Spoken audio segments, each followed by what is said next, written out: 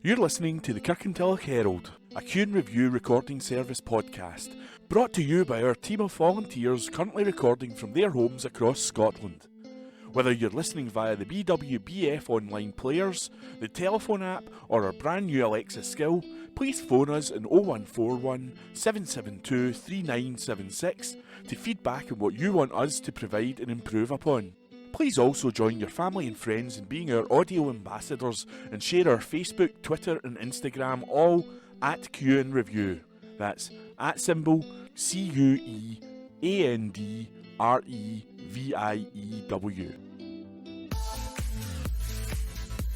Q and Review would like to ask our listeners to remember to return the USB sticks. If we do not receive the USB sticks back, it reduces our ability to send out the following set and keep you updated on local news. To return a USB stick, simply place the USB within the yellow envelope and turn the laminated address label over to show the Q and Review address. It can then be placed in any post box or returned to any post office. Thank you for listening.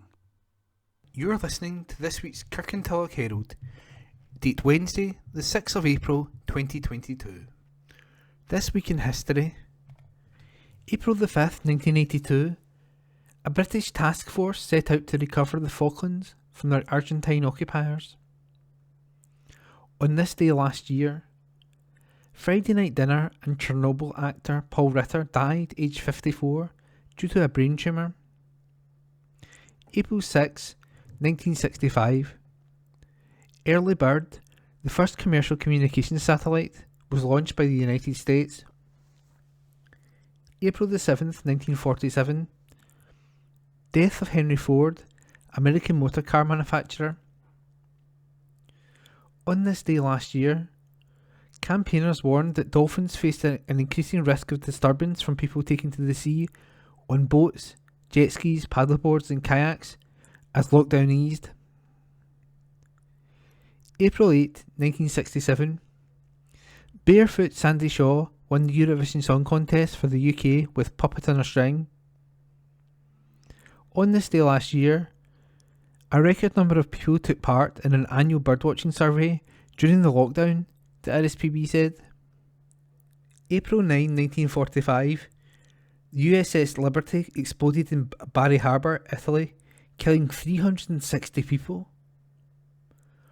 On this day last year, the Queen's beloved husband, the Duke of Edinburgh, died, aged 99. April 10, 1998, the Northern Ireland peace deal was reached, called the Good Friday Agreement. On this day last year, a tiny helicopter built by NASA was ready to fly on Mars as part of the US Space Agency's first attempt at a powered controlled flight on another world. Replace Bridge Call by Liz Gallagher. Hundreds of residents have signed a petition calling for the reinstatement of a footbridge at a popular canal community path. Members of the Hayston community in Kirkintilloch started an online petition recently to campaign for the reinstatement of the Penny's Path Bridge in the Western Mains area. As the Herald went to press on Monday, the petition had collected more than 750 signatures of support. A spokesperson for the Hayston community told the Herald, quote, "The bridge was dismantled in autumn 2021 and there has been no communication with the local community from the council on timescales for it being rebuilt. This bridge was a vital traffic-free access point for locals and visitors to the canal, also connecting a popular route to Torrance. It was used regularly as a safe walking route to school for primary and secondary school pupils, an active travel route for commuters, walking and cycling, and an important leisure route for dog walkers, hikers and cyclists alike." She added, "In a time when active travel is a national strategy to reduce our carbon footprint, and when outdoor exercise is encouraged to improve physical and mental well-being, having access to routes which connect us to our communities and to our beauty spots is incredibly important. We set up the petition to indicate the local interest and demand for the rebuilding of the bridge and encourage councillors to address this as a matter of urgency." End quote. The Kirkintilloch Herald contacted Eastern Bartonshire Council, who said replacement of the bridge had taken longer than hoped. Deputy Chief Executive Anne Davey added, quote, Following a safety inspection, we had to remove the footbridge at Penny's Path, and we are currently in the process of procuring a replacement. Unfortunately, this has taken longer than we had hoped, but we are fully committed to replacing the bridge as soon as the procurement process and designs are completed." End quote. You can view the petition at www.change.org/EDC Reinstate Park Burn Footbridge on Penny's Path. The bridge was named after well-known local community activist and keen walker Penny Sinclair, who passed away in 2019. Article by Liz Gallagher. Park lighting. Councillors have given their backing to a radio station's campaign seeking improved lighting in public parks. During North Lanarkshire Council's final meeting before the elections in May, members unanimously supported an SNP motion raised by Councillor Fiona Fotheringham. It stated, quote, "Council notes the campaign launched by Radio Clyde calling for lighting to be installed along the main routes of public parks, and notes that this campaign is supported by a range of individuals and organisations. Providing lighting in our parks could build on the expertise gained by the Park Power Initiative, and renewable energy could be built into any design. This would allow greater access and use of these facilities by our residents. Public parks play a very significant role in community life. Our parks should be accessible and safe." End quote. Autism Week Literary Project.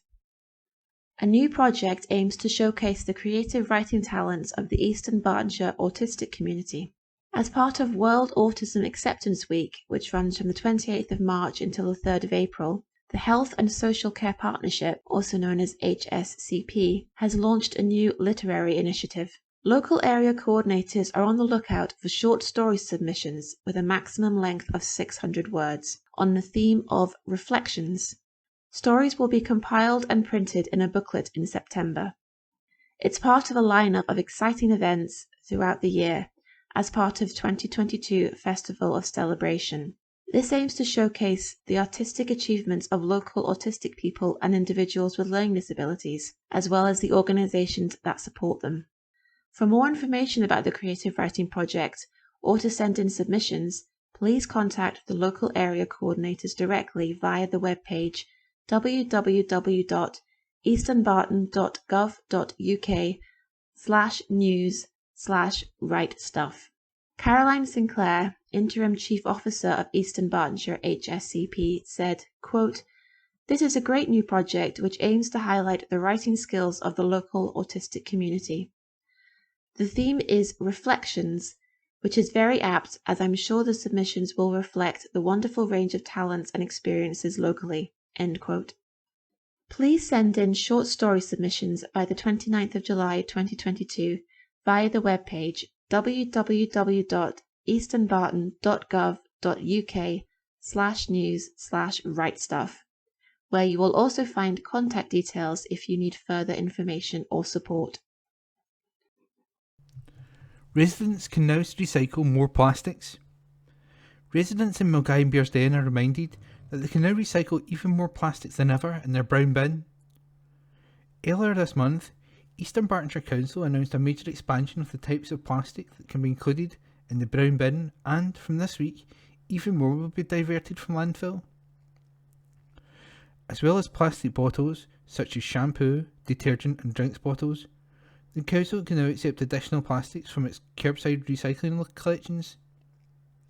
These include carrier bags, bread bags and vegetable bags, plastic trays for microwave meals, fruit punnets or biscuits, plastic tubs such as margarine or ice cream tubs, plastic pots such as those for yogurt, puddings, noodle and soup, clean tinfoil. Residents are also advised that items must be clean and empty to ensure that the many tonnes of plastic collected make it through the recycling process successfully. Chief Executive of Eastern Bartonshire Council, Jerry Corns, said, "Our residents have been consistently amongst the top recyclers in the country, so it's fantastic that we're now providing this expanded service." The reaction from the residents to this news has been overwhelmingly positive. It demonstrates just how passionate many in our communities are about recycling well and doing their bit for the environment.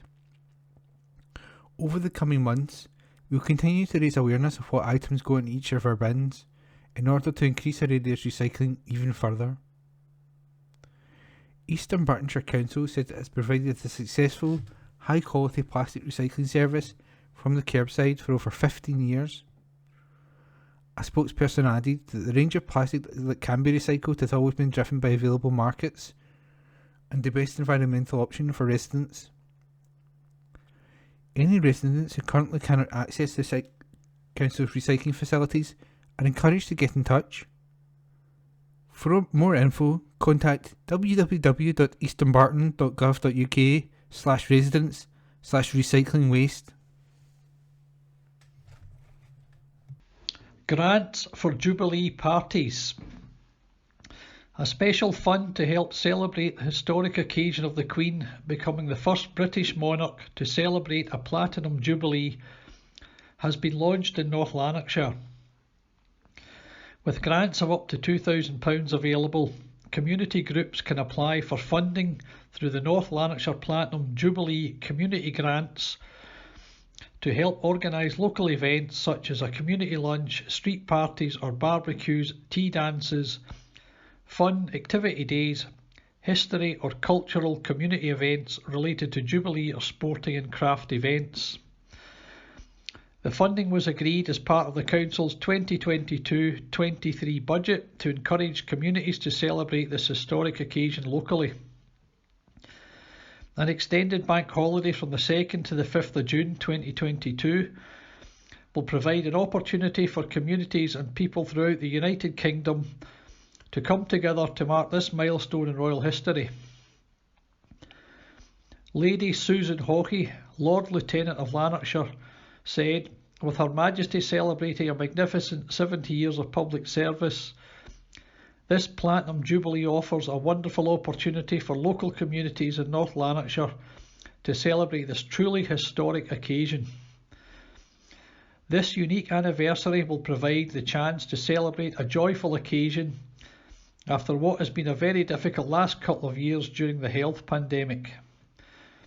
Event organisers will be responsible for ensuring any necessary licences and compliance with appropriate regulations are in place.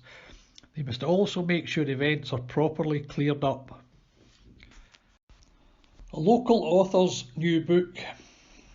East Dunbartonshire author Julia Shackman's 6th feel-good romance novel is being released next month. A Scottish Highland surprise is being released by the HarperCollins imprint, One More Chapter, in e-book on the 22nd of April and in paperback on the 21st of July, after Julie secured a new 2-book deal with them. The second novel of her 2-book deal is penciled in for a November release later on this year. Julie trained as a journalist and studied communication and media, but has always loved reading and writing. After reading Princess Daisy by Judith Krantz at the age of 13 years old, she was hooked. As well as feel-good romance, Julie, who is married with 2 sons, also writes verses and captions for greetings card companies and enjoys entering writing competitions. Julie's agent is Selwa Anthony, based in Australia. She is the only writer living in Scotland he represents. Coffee with Conscience by Liz Gallagher. A Bishopbriggs social enterprise, which provides mentoring and skill-based training to vulnerable people, has been awarded £3,700 for its new coffee shop. Glasgow Roasters will use the award for their coffee shop, which will work with people in recovery and rehabilitation to help build their confidence, get them work ready, and to become professionally qualified coffee roasters and baristas. Glasgow Roasters clients are then fully integrated into the workplace placements before moving into full-time employment. The £3,700 made available by the Glasgow Airport Flightpath Fund is being used to help furnish the new coffee shop at Bishopbriggs Community Church, where Glasgow Roasters is based. Duncan Stevenson, Glasgow Roasters Operations Manager, said, quote, "This award from the Flightpath Fund is very welcome. It will ensure we can properly furnish the coffee shop, which we hope will be a real asset to the local community and an ideal training base for our baristas. The team at Glasgow Roasters would like to take this opportunity to thank the Funds Committee for supporting our work in the Bishopbriggs area and beyond." End quote. Glasgow Roasters is run by a team of 12 volunteers. It also trades directly and fairly with coffee-growing cooperatives in Rwanda, Democratic Republic of Congo, Brazil, and other countries in the global south. More than £90,000 is being made available by the Flight Path in 2022. The Funds Committee is continuing to urge neighbourhood groups and organisations to submit applications. Councillor Rosie O'Neill sits on the Flight Path Fund Committee on behalf of East Bartonshire Council. She said, quote, "Glasgow Roasters is a fine example of a community enterprise doing fantastic work. This is both at a local level by supporting some of our most vulnerable citizens to learn new skills, and by ensuring coffee farmers in some of the most deprived parts of the world get a fair deal for their hard work." End quote. To find out more about funding support, visit www.glasgowairport.com/community. Gowalla urged to retain jobs. Local SNP MSP Rona Mackay has called on Gowalla to work with Trade Union Unite to retain jobs after the firm last week revealed it is to move out of Kirkintilloch. The Gowalla Closures Group site at Old Mill Park Industrial Estate in the town produced caps for whisky and wine bottles and employs 162 local people. The company revealed the local site and another at Bridge of Allen are to transition to one purpose-built flagship facility based at the Gartcosh Business Interchange at Lanarkshire. It is unclear how the move will affect local employees. The firm would only say plans are at a very early stage. Mrs Mackay said this terrible news for the workers at Gowalla and another blow for industry in Kirkintilloch and East Bartonshire. I urge the management to work with the union to retain the skilled workforce from Kirkintilloch in their new premises. Jobs at both sites are paramount with the rising cost of living set to get worse over the rest of the year. Torrens pupils dig deep to help nature. Report by Liz Gallagher. Youngsters from Torrens Primary School have been doing their bit to help the environment. Pupils dug deep recently to plant 165 saplings on the grounds of the school as part of the Queen's Jubilee Trees for Schools programme. Teacher Chris Tolmie, who runs the school's Eco Committee, said, "As part of our 2022 Eco Schools Award, we applied to the Trees for Schools programme. Happily, our application was granted and we were gifted 165 sampling trees to plant. The Eco Committee planted them in the grounds of our school over 2 afternoons to improve and attract local wildlife and ensure a healthy, sustainable learning environment on our grounds for future generations." He added, residents from the village came to help as well. Local people can also do their bit as part of the Queen's Green Canopy, QGC, a tree planting initiative created to mark Her Majesty's Platinum Jubilee. Everyone across the UK is being invited to plant trees through to the end of Jubilee year. The Queen's Green Canopy will create a network of individual trees, avenues, copses, and whole woodlands in honour of the Queen's service and the legacy she has built. This will create a green legacy of its own, with every tree planted bringing benefits for people, wildlife and climate, now and for the future. A spokesperson for Woodland Trust said, "Planting trees to help it helps in a range of ways. They attract wildlife, with native trees with nuts and berries such as rowan, hazel and beech, providing food throughout the year. They also provide shelter for livestock. Native species provide a good source of shade in the summer and shelter from the elements over winter. They also prevent soil erosion. Trees can hold soils firm and improve stability to protect against wind and water erosion." He added, The success to successful planting is good planning. For example, a tree may be small when you plant it, but think about how big it will grow over the years. Trees can cause structural damage, so it's vital to consider anything the roots might disturb or your limbs could fall. Find out more at www.woodlandtrust.org.uk. Resettle Aid for Ukraine by Liz Gallagher. Eastern Bartonshire Council has committed its support to help refugees fleeing from war-torn Ukraine to resettle in the local area. The Council unanimously agreed to help at its last full meeting on Thursday night before local government elections in May. Councillors agreed to extend the previous commitment to resettle Syrian and Afghanistan refugees to include all global humanitarian crises. Council Chief Executive Jerry Corns told the Herald, "In the light of the shocking conflict and associated humanitarian crisis that continues in Ukraine, Council agreed to extend its previously committed support to refugees from any current or future humanitarian crisis through the official UK and Scottish Government schemes. The resettlement of refugees includes not only the provision of accommodation, but the whole wraparound support from both Council and key partners. The Council committed to providing 4 houses for refugees and essential wider support from other Council services, including community services, education, community learning and help with employment. Social work and health provision is also required for refugees through health and social community partnership services locally." A spokesperson for the Council added, "Although numbers are not currently available, it is understood that many families in Eastern Bartonshire have also signed up to the Homes for Refugees initiative to host fleeing families in their own homes.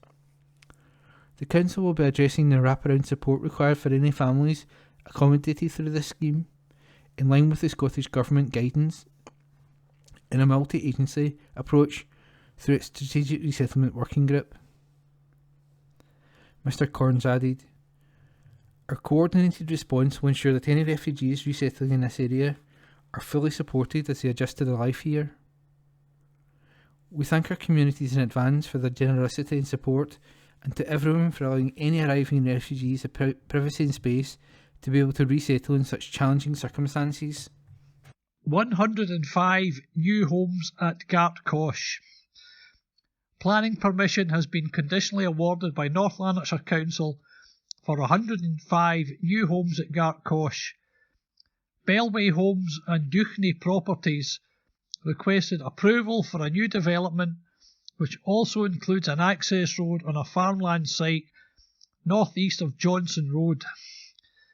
The housing will be in the form of 81 detached houses with 3 to 5 bedrooms, 14 semi-detached 3-bed dwellings and 12 affordable housing units consisting of 4 one-bed cottage flats and 8 3-bed terrace units. In line with planning conditions, Plea provision is also proposed. The application attracted a total of 39 representations, highlighting concerns such as capacity of schools, traffic issues, impact on wildlife, and the aggressive house building strategy recently in Gartcosh. The planning report recommended approval subject to ensuring payment of a sum for additional affordable housing, and the planning board agreed unanimously. Summer Programme History is Alive in Jousting by Julie Curry. Over 2,000 years of history will be brought into life with the return of events to some of Scotland's most iconic heritage sites. Historic Environment Scotland, HES, has announced details of its summer events programme at sites across Scotland, with the return of live events for the first time since the start of the pandemic. Popular family events such as spectacular jousting return to the grounds of both Linlithgow Palace and Caerlaverock Castle in Dumfries, as does well-loved favourites Unicorn at Stirling Castle this Saturday and Sunday, April the 9th and 10th. The event celebrates Scotland's national, mythical beast and features a variety of family and friendly activities around the castle. Also joining this year's lineup is a new exhibition entitled Unforgettable, scheduled to open in April at Blackness Castle near Linlithgow.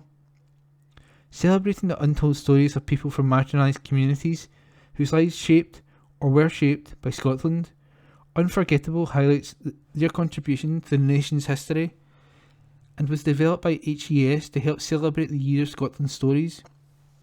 The 2022 programme also sees the return of popular events such as celebration of the centuries at Fort George near Inverness, HES' largest reenactment event, showcasing over 2,000 years of Scottish history. Also returning this year is the Rock of Ages in Pier Park next to Dumbarton Castle. Centering on the 800th anniversary of Dumbarton as a royal borough, the event will feature everything from the Vikings to characters from the medieval period, with costume performers providing a historical extravaganza, bringing Scottish history to life in a series of demonstrations and displays. The programme provides a fun-filled opportunity to experience Scotland's past and explore its culture, while making new memories and learning about the history of hundreds of unique heritage sites across the country. Alongside its events programme, as part of the summer 2022 activity, Scotland's lead heritage body is also once again offering a £1 entry to its sites to members of Young Scot to encourage young people to experience Scotland's rich heritage. Stephen Duncan, HES Director of Commercial and Tourism, said, "The last 2 years have been difficult for the tourism and heritage sectors, so we're really pleased to once again be able to announce our popular events programme. We look forward to welcoming new and returning visitors to enjoy a range of fun-packed, historically based live performances and interactive experiences across participating sites, while exploring Scotland's rich heritage. Our 2022 schedule offers a wonderful way to discover Scotland's history and just some of the many stories that form its rich fabric, something particularly apt given we are currently celebrating the Year of Scotland's Stories." Ticket details. Tickets for all events can be bought in advance online at historicscotland.gov.uk, and daytime events are free for Historic Scotland members. Historic Scotland membership gives unlimited access to Scotland's rich history and unmissable events.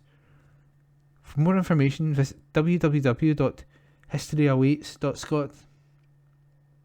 Stephen Duncan from HES said, "Through our events, not only can we offer a range of exciting and fascinating activities for all ages to enjoy, but we're also able to bring the stories of our past to life in new and innovative ways.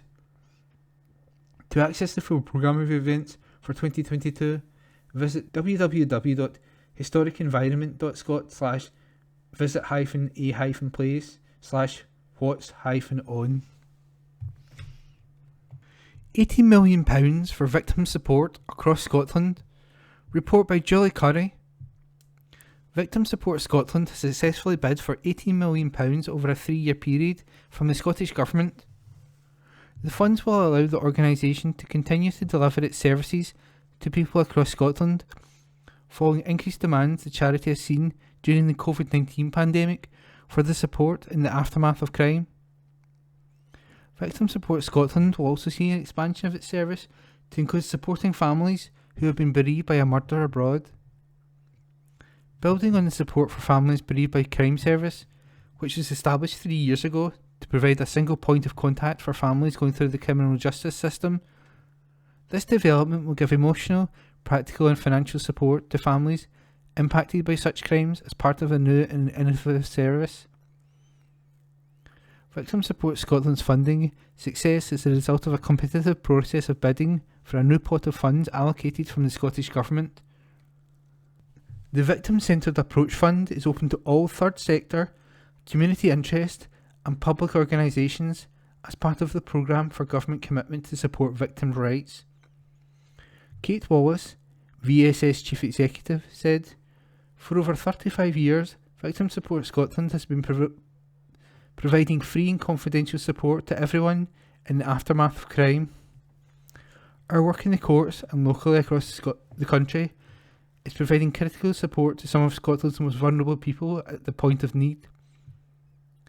We currently support around 50,000 people annually in this way, and the new investment will allow us to continue our services, as well as expanding the offering to meet the increased demands for support.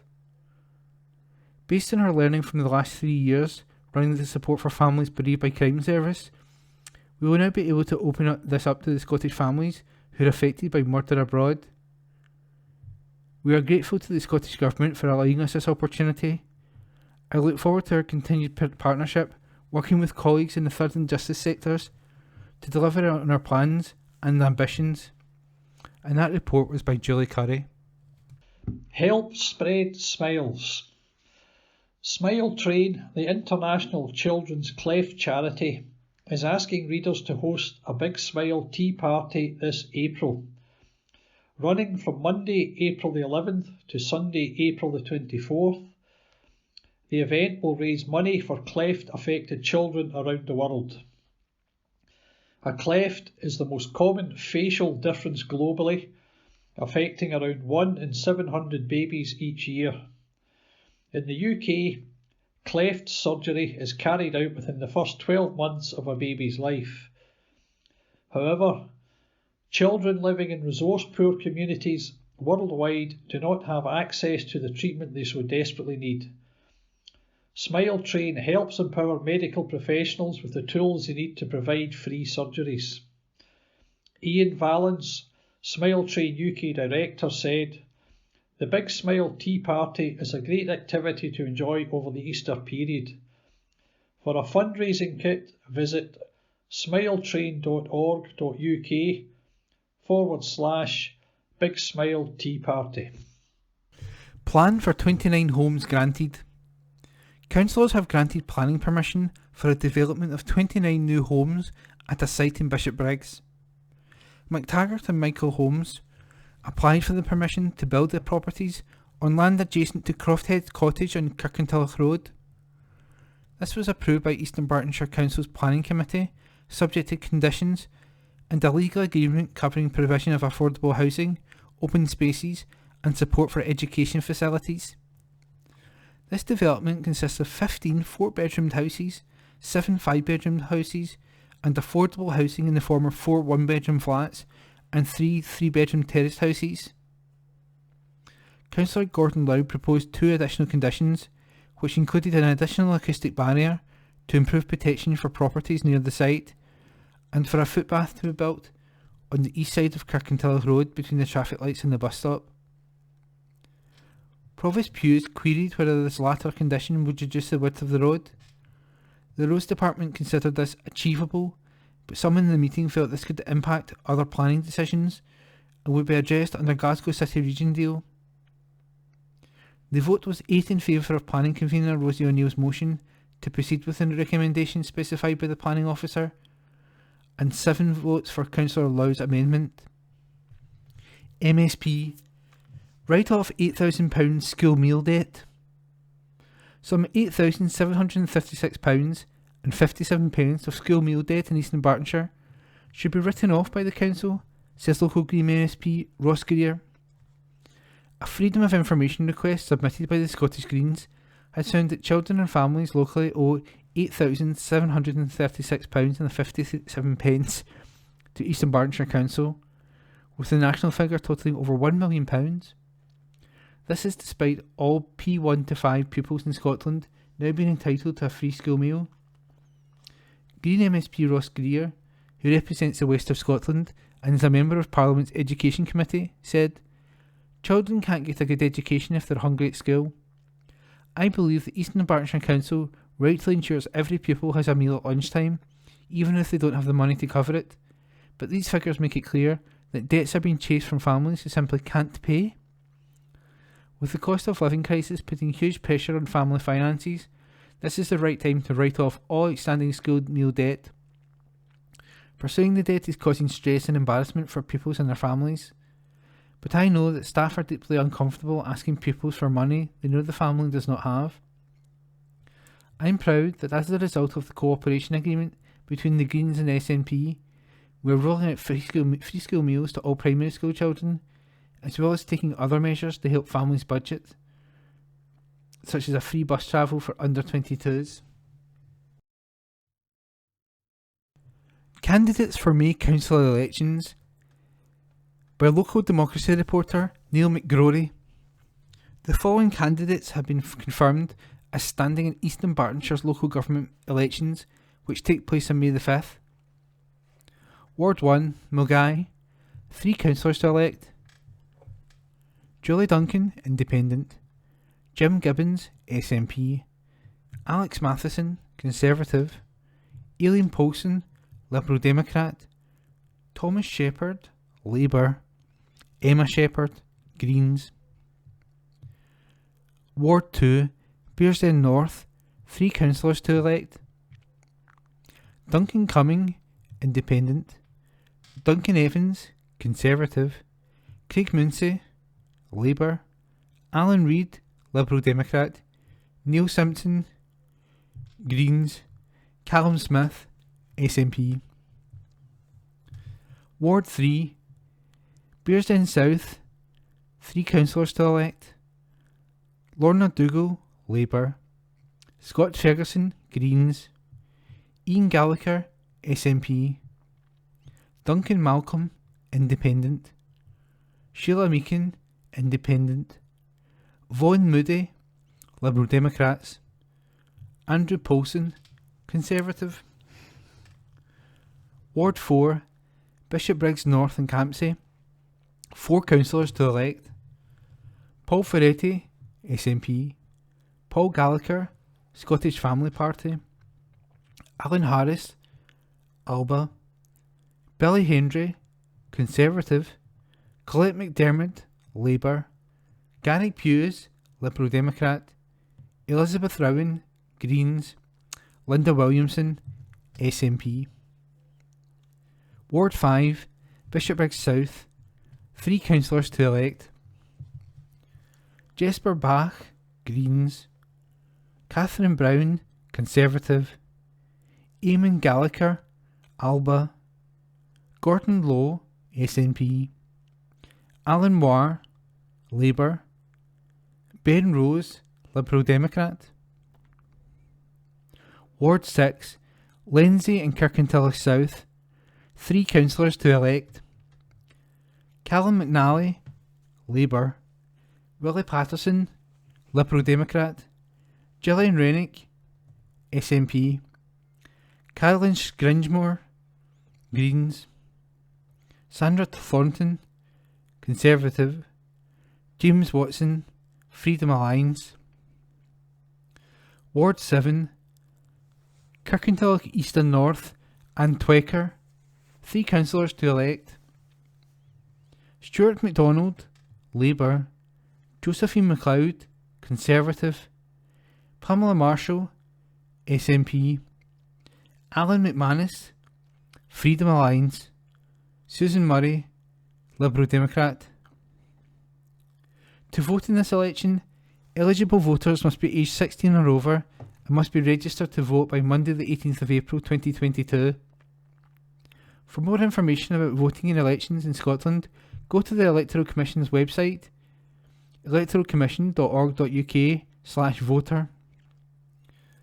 And that report was by Neil McGrory. Comedy night. A local woman whose biggest fear is losing her sight is holding a fundraising comedy night in aid of Guide Dogs Scotland. Rebecca Gallagher, who has type 1 diabetes, is staging the charity event at the Lux in Kirkintilloch. Headline comedian at the event on Saturday, April the 23rd at 7:30pm will be Amanda Hursey, who supported Gary Falls at the Armadillo. Tickets cost £7 and can be purchased either at the door or by emailing guidedogs_Cumbernauld@outlook.com. Rebecca said, "I am a volunteer with Guide Dogs. I am a type 1 diabetic and my biggest fear is losing my sight due to complications. If this was to happen, the thought of having a guide dog would allow me to continue my independence. Come and have a laugh with some comedians and raise money for Guide Dogs." Let's talk. If you have any letters, please email them to kirkyherald@jnscotland.co.uk. That's KIRKYHERALD@JNSCOTLAND.co.uk. Let's hope new school and improved pass come our way in wake of May elections. Sir, recently I received, as did no doubt many others resident in Lenzie and Kirkintilloch South, a copy of the Lib Dems focus leaflet. 2 points were of particular interest to me. It mentioned that the feasibility study into a new Lenzie Academy was prompted by the Lib Dem Council Group. This is welcome news, with the school's replacement being long overdue. In case too much excitement, however, is generated by these exciting plans, it is important to remember that there are many aspects still to be put in place. The timing of this news is interesting, being within weeks of the May Council elections. It is also reported that the Lib Dem team has raised the concerns of local people about the state of the roads and footpaths. These concerns are well founded. In my many years of living in Lenzie, I do not think that I have ever seen the roads and footpaths in a worse state. As examples, I would cite 2 footpaths, which are in a poor state. The footpath from the south end of Galahal Avenue, Lenzie, to Fern Avenue, and the footpath from the north end of Willow Avenue, Lenzie, to Moncrief Avenue. Both of these footpaths are used by pedestrians going to and from secondary and primary schools, and the railway station. Let us hope that the school plans will come to fruition, and that the day will dawn eventually when the first turf is cut for the new academy, and before that, the urgent and necessary repairs to our roads and footpaths will have taken place. Yours, etc., Ian W. Thompson, Kirkintilloch Road, Lenzie. Enduring peace down to the Union. Sir, the horrible conflict between Russia and Ukraine shows how fortunate we are in Britain that there hasn't been a war between Scotland and England since the 1650s, and there hasn't been a pitched battle on our island since Culloden in 1746. Without the Union of Parliaments and the formation of the UK in 1707, such enduring peace would never have happened. All too often we take this extremely vital benefit of being British for granted. Yours, etc., Otto Inglis. Address supplied. Go protest in China, India and Russia. Sir, Extinction Rebellion, Insulate Britain, Tire Extinguishers and Just Stop Oil are determined to drive the UK back to the Dark Ages. The leaders are Marxists and anarchists, leading the gullible. The UK is responsible for only 1.13% of global emissions, so why are these demonstrators reluctant to demonstrate in China, India and the oil-rich countries where over 60% of the world's greenhouse gases are created? Why not demonstrate in Russia, where the war with Ukraine has created greenhouse gases, and rebuilding will create even more? These UK climate demonstrators are cowards, and those who block roads and cause damage and disruption should be jailed for 2 years. Yours, etc., Clark Cross, by email. More trash in favour of the Union? Sir, more garbage is again being peddled by British nationalists who never lose an opportunity to do down Scotland and its people. If this union is so great and beneficial to Scotland, as they claim it to be, then they should explain why, after over 300 years of being governed from Westminster, they claim that our country, with all its resources, is such an economic basket case, and our communities suffer from such levels of poverty and deprivation. Meanwhile, the PM's official spokesman states Boris Johnson has no regrets in comparing Ukraine's fight for survival, in which Ukrainians are dying in their struggle against Putin's Russian invasion of their country, with Brexit, which he claims he wasn't racist or about hating foreigners, forgetting to mention Farage's anti-migrant poster, Breaking Point. At Westminster, the new immigration legislation has been backed by 5 out of the 6 Tory MPs we have here in Scotland. This legislation could result in Ukrainians who are fleeing for their lives being jailed when they arrive in the UK. Yours, etc., Peter McCulloch, address supplied. A 10-year strategy for National Trust, an article by Julie Curry. You can email Julie at jcurrie@jpimedia.co.uk. The National Trust for Scotland has announced a 10-year strategy which outlines its plans to invest £100 million in the places in its care. Nature, Beauty and Heritage for Everyone refocuses the Trust's vision of caring for, sharing and speaking up for Scotland's heritage. Philip Long, NTS Chief Executive, said, "We've begun an exciting new chapter, building on the experience, knowledge and skills we've gathered over the last 90 years, throughout which our charity has received phenomenal support from its members and many others. Everyone can benefit from Scotland's heritage and from the work of the Trust, and in the years ahead we want to involve as many people as possible in this. Our new strategy is a response to all that our charity has achieved over its long history and to the current health, economic and environmental challenges. We've set out a framework that charts our ambitions for the Trust's 10th decade, describing our intended achievement from becoming carbon negative by 2031 through to championing Scotland's heritage for everyone, restoring and protecting habitats, historic buildings and landscapes, and uncovering and sharing more of our nation's stories. We're also recruiting colleagues to bring even more experience to our dedicated and passionate team throughout the country to allow us to realise these ambitions. Economically, the direct and indirect impacts of the National Trust for Scotland in 2019-20 are estimated at 7,430 jobs, which can also be expressed as £148 million gross value added. And these figures are set to grow further, as the charity is currently recruiting around 300 seasonal and permanent roles to deliver its new 10-year vision. The strategy also outlines the Trust's commitment to grow its diverse membership base to over 500,000 people across Scotland in the next 10 years. And at the heart of the strategy is a £100 million programme of projects and investment in the next decade, with a spend of £38 million planned for 2021 to 2024. To find out more, visit www.nts.org.uk/OUR-WOR-strategy. STRATEGY. That, as we said, was an article by Julie Curry. Register of Landowners in Scotland. Communities and individuals will now be able to access a register of information to find out who has a controlling interest in Scotland's land. Launched on April 1st, the Register of Persons Holding a Controlled Interest in Land, the RCI, provides key information about those who ultimately make decisions about the management of or use of land, even if they are not registered as the owner, including overseas entities and trusts. The register, established and maintained by the Keeper of the Registers of Scotland, will make it easier for individuals and communities to engage with those who make decisions about land issues that affect them.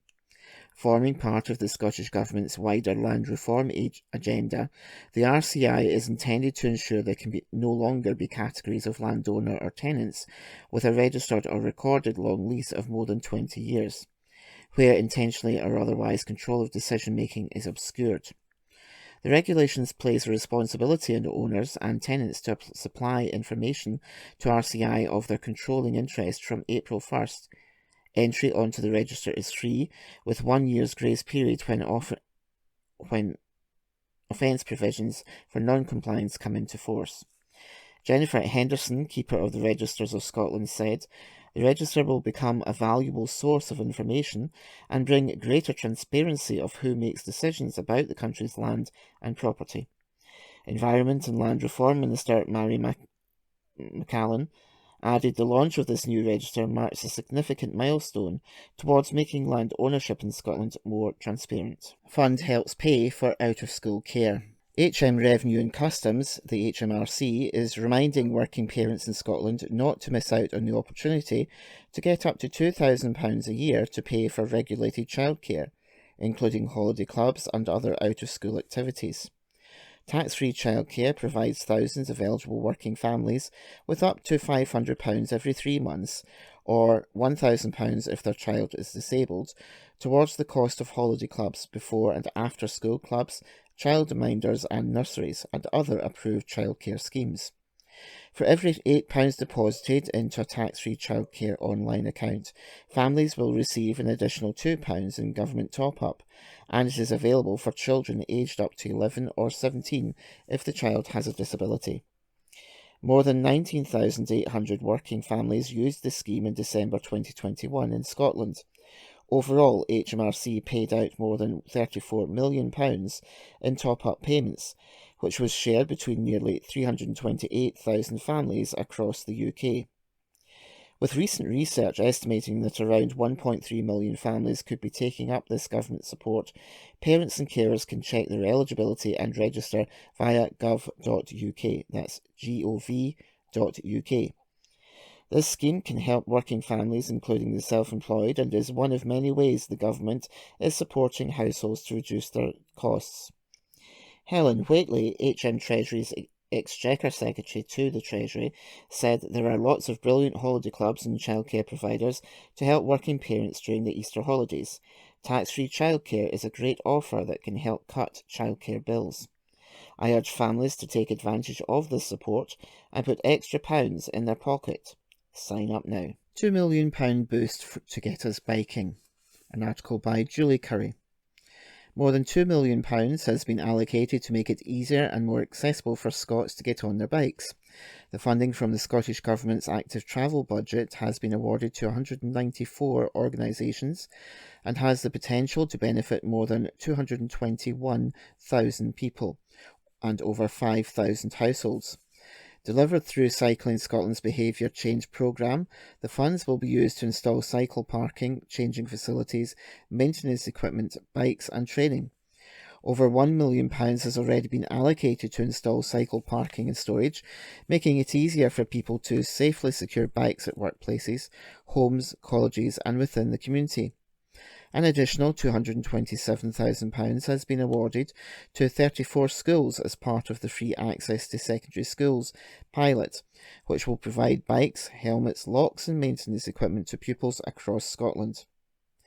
Kath Brough, Head of Behaviour Change at Cycling Scotland, said, "By providing facilities that make it easier to cycle, we are providing the opportunity to over 221,000 people to make healthy and sustainable transport choices. As we emerge from the pandemic, choosing to travel by bike has a huge role to play in supporting our local economies, relieving pressure on vital networks, supporting our mental well-being, and facilitating new ways of hybrid working. Interventions as simple as locks and a bike pump, right up to large-scale storage facilities or a fleet of bikes, all make it easier and more accessible for people to travel in an environmentally friendly and affordable way." Minister for Active Travel, Patrick Harvey, said the government was delighted to be able to support 194 organisations across Scotland.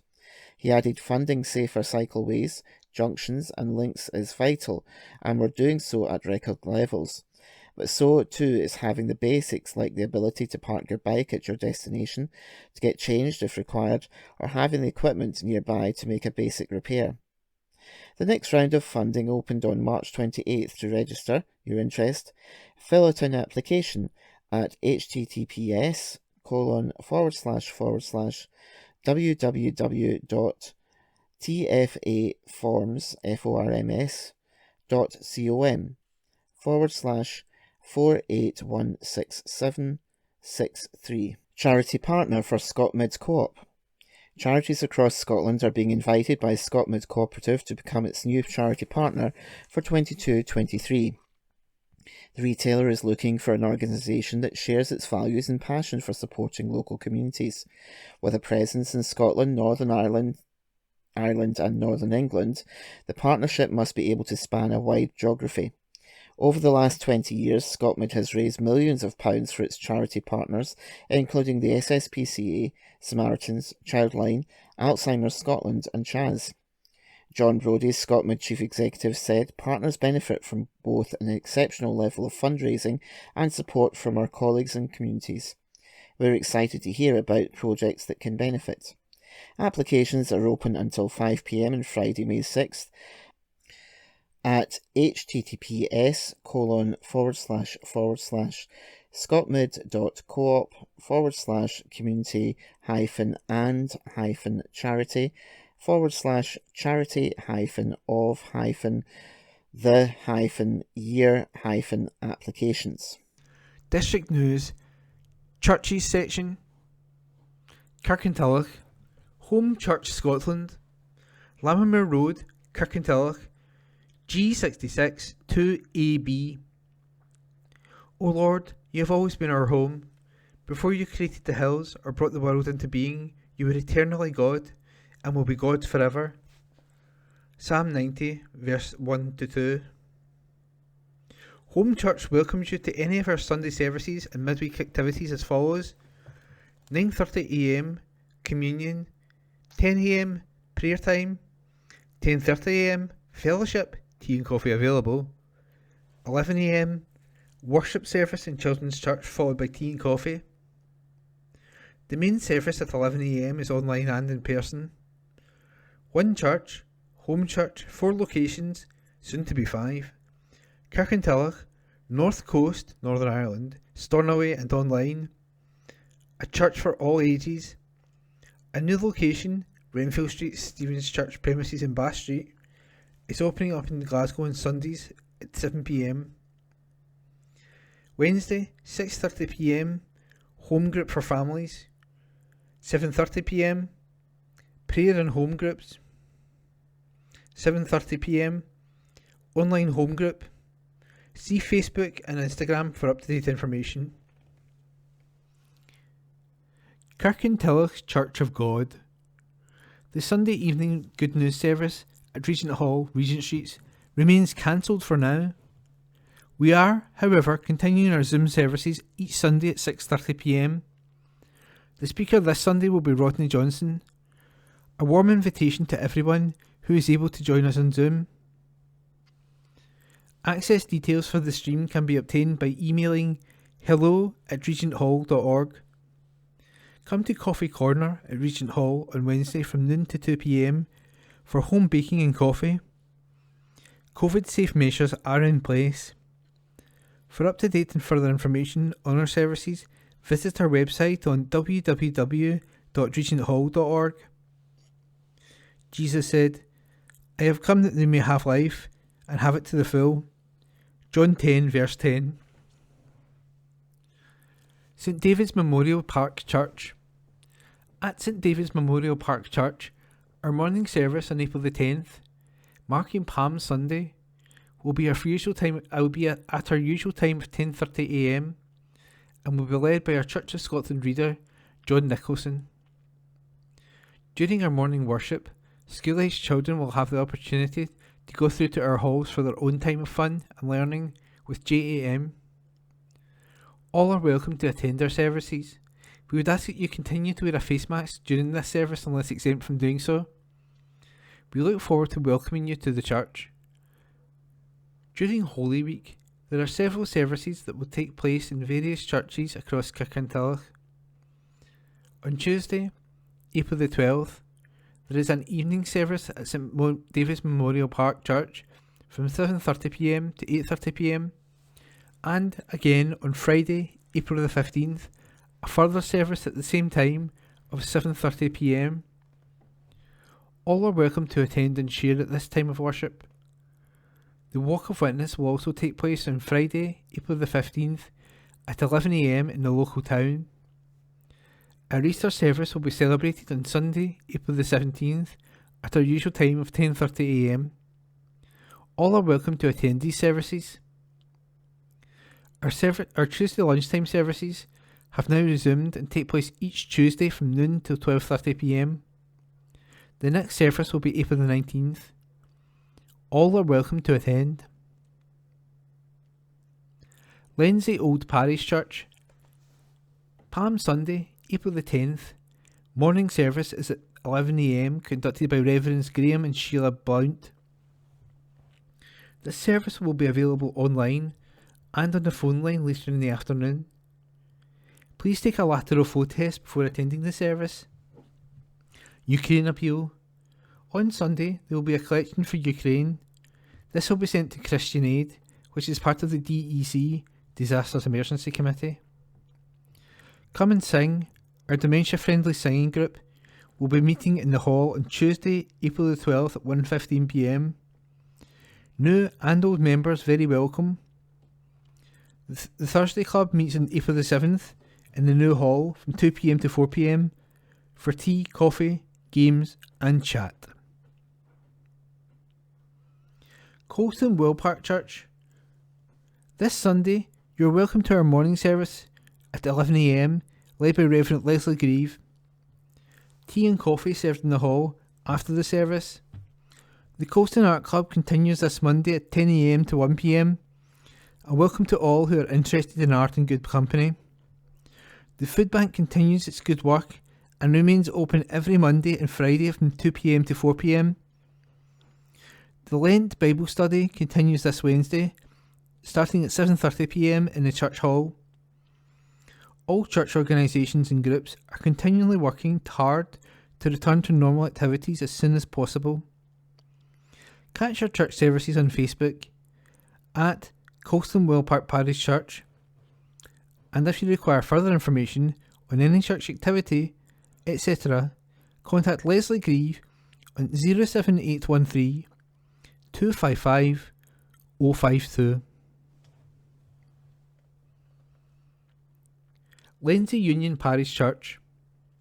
Sunday worship will be led by Reverend Dan Carmichael at 11 a.m. in the church. Young people are also welcome to the Lighthouse and Bible class. A live stream of the service is available on YouTube via our website.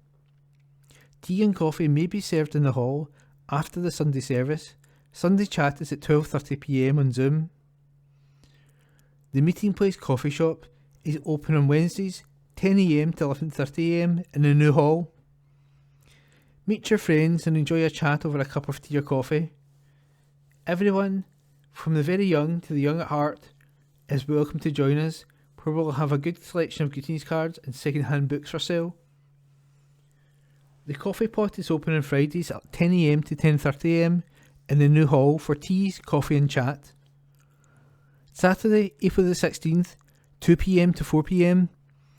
Exploring Easter, drama, hot cross buns and Easter trail. Suitable for all ages. Come and go whenever you like.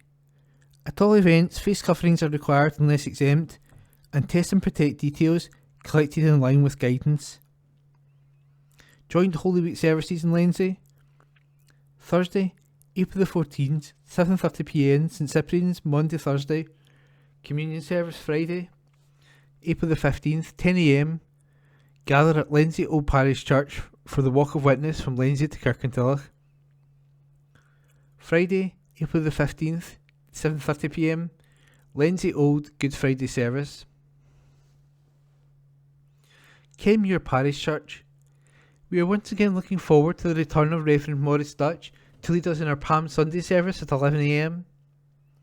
The service will be live streamed on YouTube and can be found by searching for Kenmure Bishopbriggs.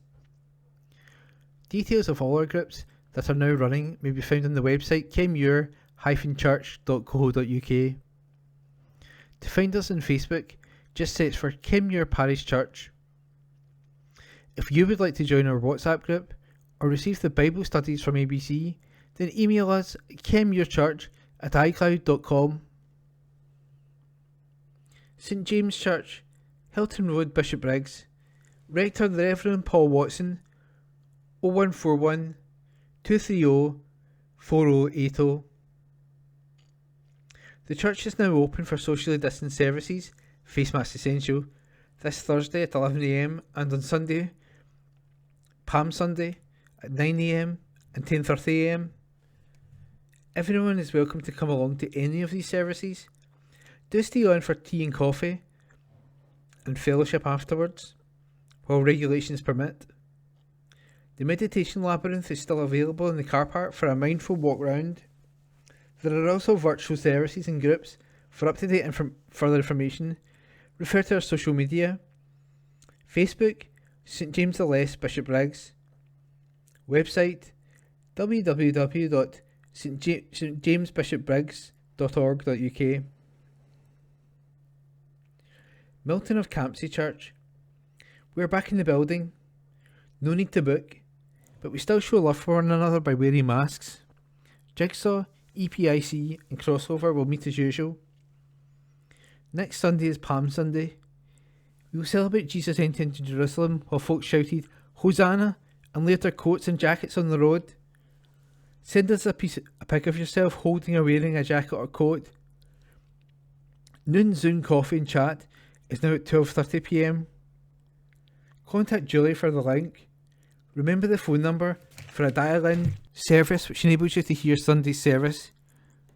Just dial 01360 545 345.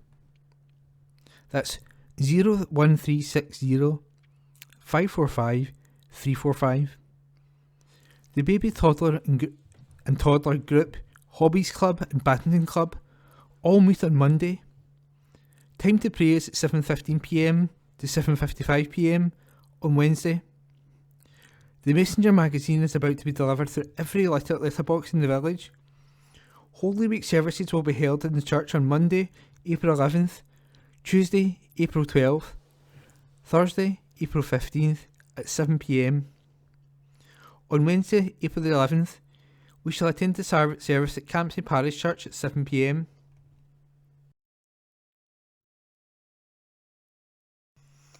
District News General.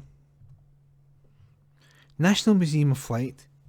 The National Museum of Flight in East Lothian has commenced a 7-day opening for a new season that features a number of special events exploring the East Fortune attractions history as a wartime RAF base. Supported by players of the People's Postcode Lottery, Make Do and Mend runs from Tuesday, April the 19th to Friday, April the 22nd, and offers a glimpse of the 1940s creativity and sustainability by showing how RAF surplus items were repurposed and transformed into items such as gardening clothes, sheepskin teddy bears, or even silk underwear. The 4-day programme includes the chance to try French knitting and, on Thursday, April the 21st, to learn how to print on fabric using colour made from botanicals such as leaves and berries. Also supported by players of People's Postcode Lottery, Dig for Victory on Sunday, May the 8th, will show visitors how people grew and cooked their own food during the Second World War. Activities will include site tours to discover what life was like for those living and serving at RAF East Fortune. Visitors can also find out how fruit and vegetables were grown on the airfield and learn about rationing through cooking demonstrations by food historian Nicola Fletcher. On Saturday, May the 28th, and Sunday, May 29th, the 40th anniversary of the Falklands War will be marked, with talks by a curator and some RAF veterans involved in the conflict. Photographs taken by a Falkland Islander and a display examining the role of the parachute regiment will also be in show. The museum's popular Awesome Bricks Lego event returns on Saturday 18th and Sunday 19th June and features the chance to see some amazing Lego constructions and try a speed build challenge. Tickets for this event will go on sale in mid-April. The National Museum of Flight is located on the UK's best preserved Second World War airfield and includes 2 historic wartime aircraft hangars which are packed with exciting displays telling the stories of military and civil aviation over the past century. The museum is home to Scotland's only Concorde aircraft, and visitors can see an example of the iconic Spitfire that played such an important role in the Second World War.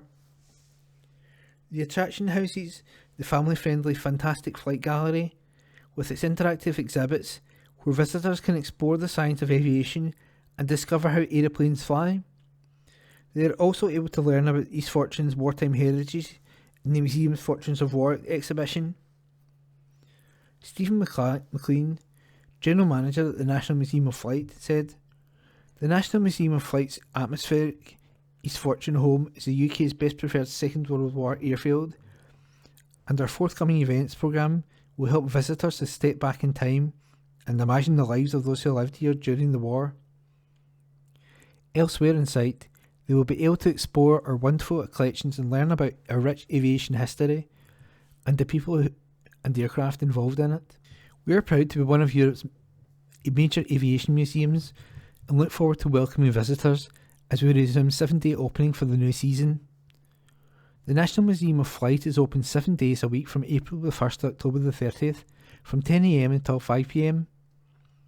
General admission, adult 16 plus, £12.50, concession £10.50, child 5 to 15 £7.50, under 5 free.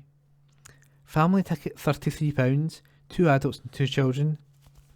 National Museum Scotland members free. Tickets can be booked online at nms.ac.uk/flight. Broadband update. The Auditor General for Scotland has published an online update on the progress of the Scottish Government's R100 Reaching 100% Superfast Broadband programme. Stephen Boyle, Auditor General for Scotland, said, "The pandemic has shown that a fast and reliable broadband connection is an absolute utility, but there is still work to do to connect or upgrade around 100,000 homes and businesses as part of the Scottish Government's plans." Read the report at www.audit-uk/publications/update-on-the-Scottish-government's-R100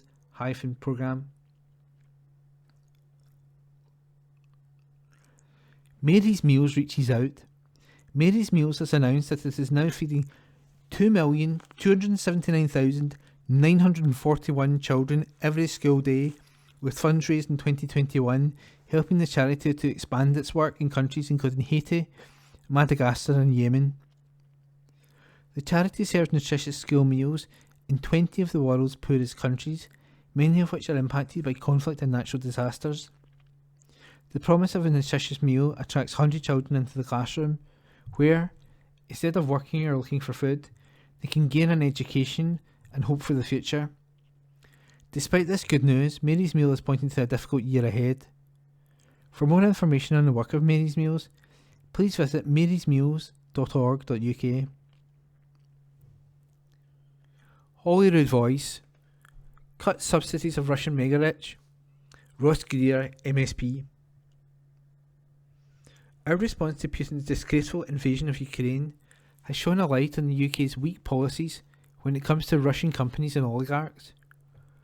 A number of these super-rich Kremlin associates have wormed themselves into positions of influence in Britain's economy and politics. The most high-profile case is the billionaire owner of Chelsea Football Club, Roman Abramovich.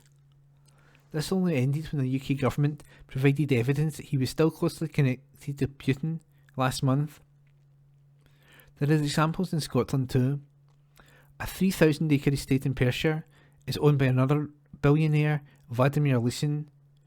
He has been in the US Treasury's Putin list since 2018. Despite his wealth, the estate receives £692,896 in public money via agricultural subsidy payments. I asked the First Minister about the case of Mr Lysin. She agreed to take an immediate review of Scotland's agricultural payment system and other relevant schemes. This would ensure that no Russian oligarch or Kremlin associate receives a penny of public money here. Standing with the people of Ukraine must mean putting maximum pressure on Putin's cronies, wherever they operate.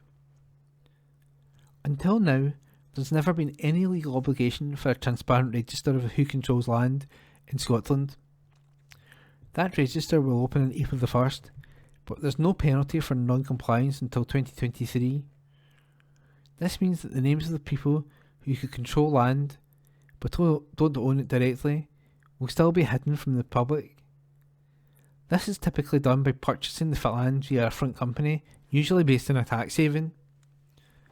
It is common knowledge that Russian oligarchs are amongst those who use this tactic when buying huge areas of land in Scotland. The governments do have powers to investigate the wealth of these suspected ties to the Kremlin or corruption in Russia. Unexplained wealth orders can be placed on anyone doing business in the UK, forcing them to account for where their money comes from. We must make use of these powers wherever we can. It is vital that Scotland plays our part in the sanctions effort aimed at the Kremlin and Putin's wider circle of associates. This effort is having an impact on the Russian elite and their war.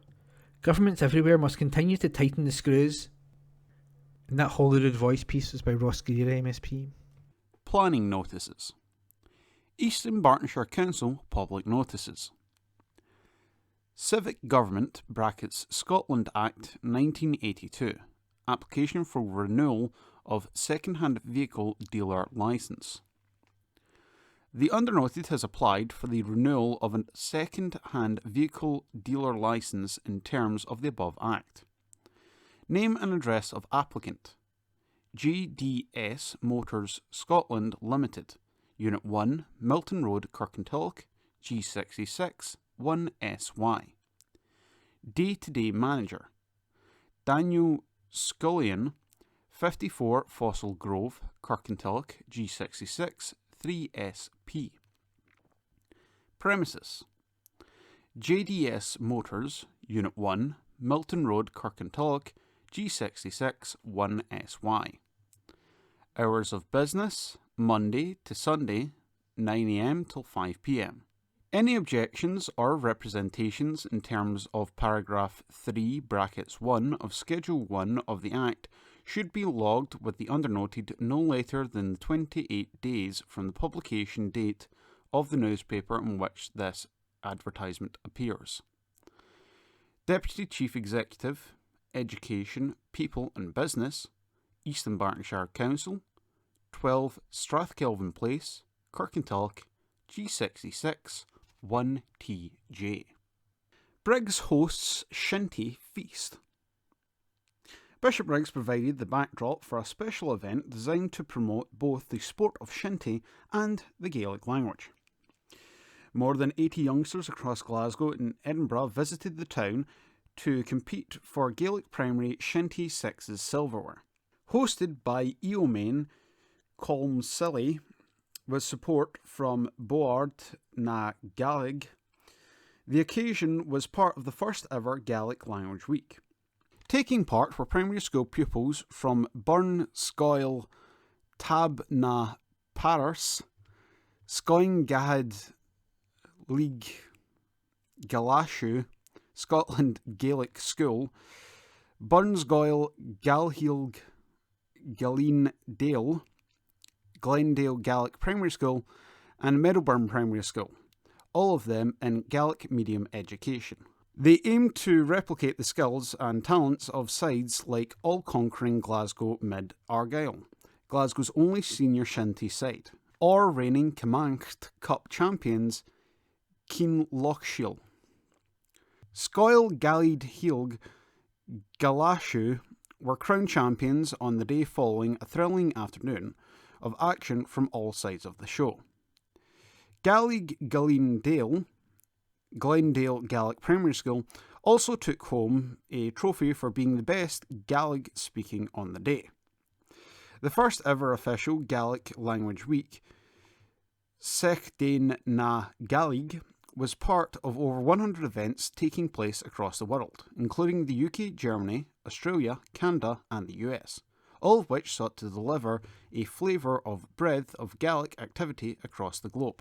Shona McClellan, Chief Executive at Board na Gaelig, said, quote, "We are delighted to have supported this superb event in Bishopbriggs. The enthusiasm on display from all players suggested we have a few budding shinty stars on the horizon, as well as the next generation of Gaelic speakers." Board na Gaelig, the board, is an executive non-department public body established under the Gaelic Language Scotland Act of 2005. It is the principal agency in Scotland responsible for promoting Gaelic development and providing advice to the country's government ministers on Gaelic matters including education. Its vision is that Gaelic is seen and heard on a daily basis across Scotland, such that it's widely recognised as an integral part of Scottish life and as a national culture and economic asset. I'd like to apologise for my pronunciation of all of the Gaelic in that article. Field good factor at Meadow. Kirkintilloch Rob Roy hit back after a frustrating loss last week to score 5 goals in the win in North Ayrshire. The Rabs defeated Irving Meadow 5-3 in the West of Scotland Football League's Premier Division to soothe their relegation fears, with around half a dozen clubs set for the drop this season. Kirkintilloch are in 14th place in the 20-team league with 37 points from 28 games. They have numerous games in hand on the teams around them and are a point ahead of Largs Thistle. level with Kilbirnie Ladeside, although with a better goal difference, and just 3 points behind Rutherglen Glencairn.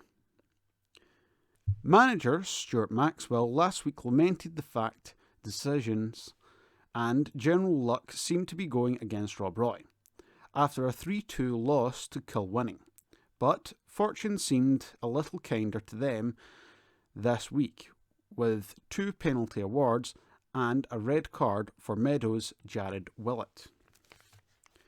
Irvine came back to level the scores 3 times after Kirkintilloch had gone ahead, but the local lads were praised on social media for their performance.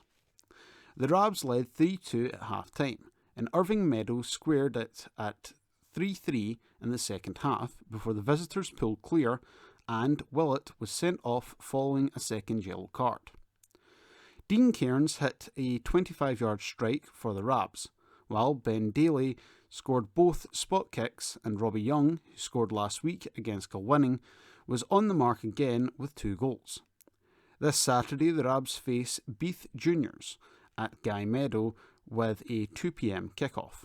More activity could be in the pipeline to support the Rabs' hopes of returning to Kirkintilloch following a rally in the town last month. The club are seeking a return to their hometown at the proposed new Kirkintilloch Sports Complex. Maxwell, who warned the club could fold if that move fails, launched a petition that has attracted over 2,000 signatures online and, quote, raised the profile of the club's plight, end quote. He added, quote, we want to be a community club where people are coming on board. We need to get back playing in Kirkintilloch for the club to kick off, end quote. Some fans may be arranging events before the club's April 16th Scottish Junior Cup semi-final, while Maxwell also hopes for a face-to-face meeting with local councillors. James on course to hook second spot.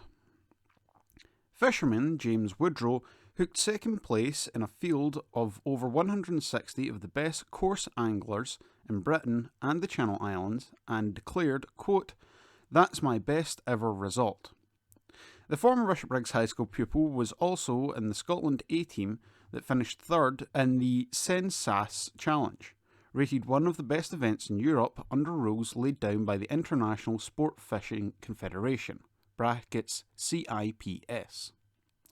Star-studded Drennan Barnsley B won with 22 points, with Drennan Barnsley A in second spot on 25, and Scotland A on 29 points in the event.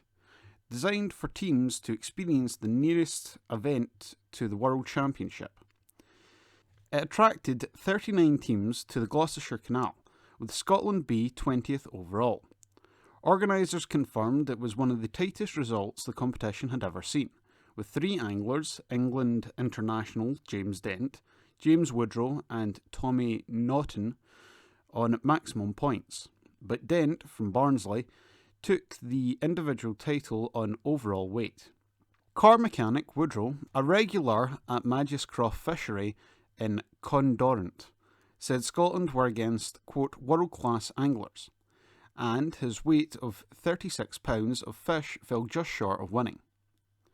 It comprised 7 bream, all round 4 pounds on the first day, and around 40 smaller fish, mostly roach, perch and skimmers on day 2. Bloodworm was the bait that did the business for Woodrow, who said he had practiced using it in the Silvers League in Magiscroft, only 5 minutes from his home over the winter.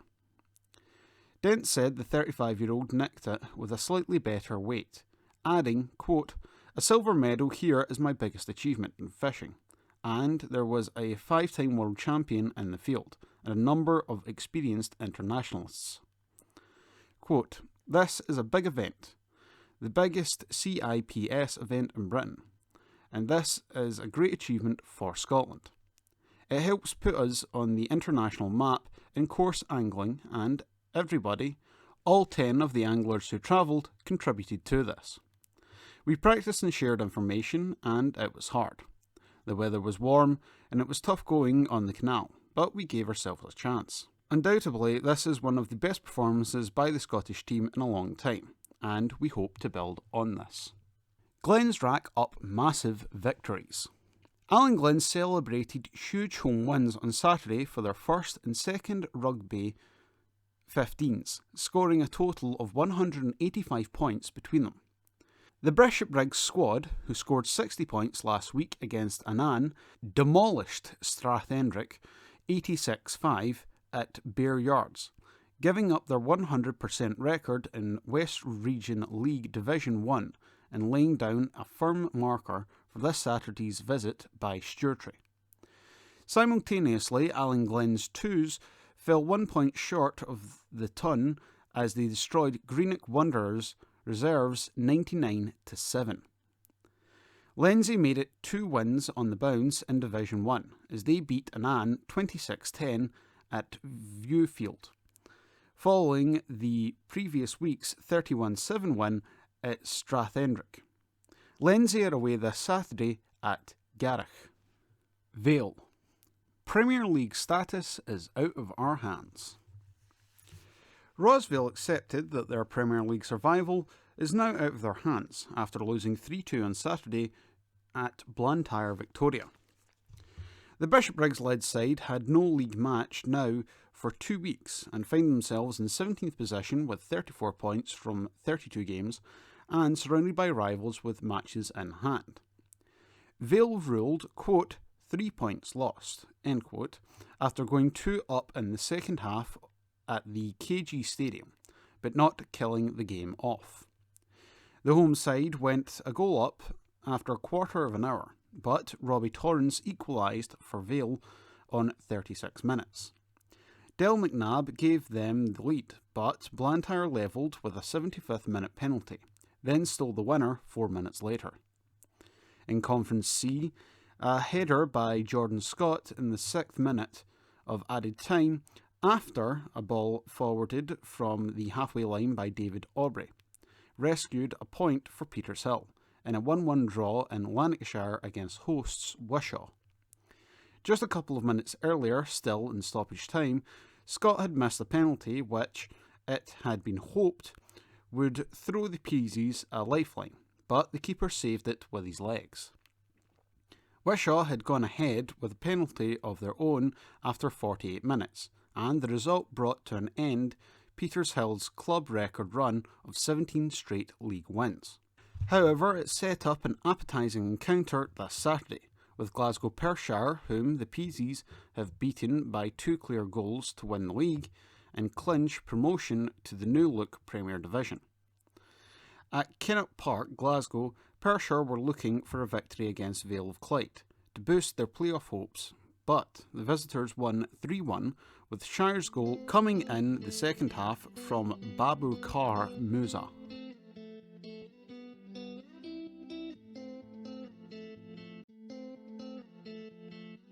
Thank you for listening to this week's Kirkintilloch Herald podcast, brought to you by Q Review Print Speaking to the Blind. If you've any feedback, you're welcome to call us on 0141 772 3976. If you enjoyed this recording, feel free to subscribe to our channel.